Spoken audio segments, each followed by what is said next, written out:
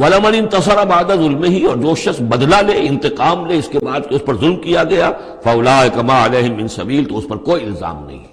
آپ یہ نہیں کہہ سکتے بھائی تم نے معاف کیوں نہیں کیا، نہیں، اس کا حق ہے، اگر وہ معاف نہیں کرتا وہ بدلہ لے سکتا ہے۔ وَلَمَنِ انتَصَرَ، دیکھیے انداز ہی بالکل مختلف ہے یہ، اور یہی دو مرحلے ہیں۔ اسی کو پھر ہائی لائٹ کیا ہے پروفیسر منگومری واٹ نے، محمد ایٹ مکہ کچھ اور ہے، محمد ایٹ مدینہ کچھ اور ہے۔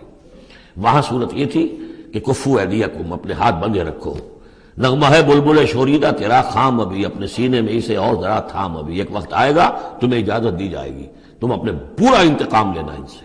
جیسا کہ میں نے عرض کیا، جس طرح پھر حضرت بلال نے قتل کیا ہے اپنے اس آقا کو، سابق آقا کو، امیہ ابن خلف کو، وہ ان کو اس کا حق تھا۔ وَلَمَنِ انتَصَرَ بَعْدَ ظُلْمِهِ، یہ بالکل اسی طرح کی بات آ گئی جیسے کہ چھٹے پارے کی پہلی آیت تھی، لا يحب اللہ الجہر بالسوء الا من ظلم، اللہ کو کوئی بری بات زبان سے نکالنا بلند آواز سے پسند نہیں ہے، لیکن وہ شخص جس پر ظلم کیا گیا مظلوم ہے وہ اس سے مستثنیٰ رہے گا۔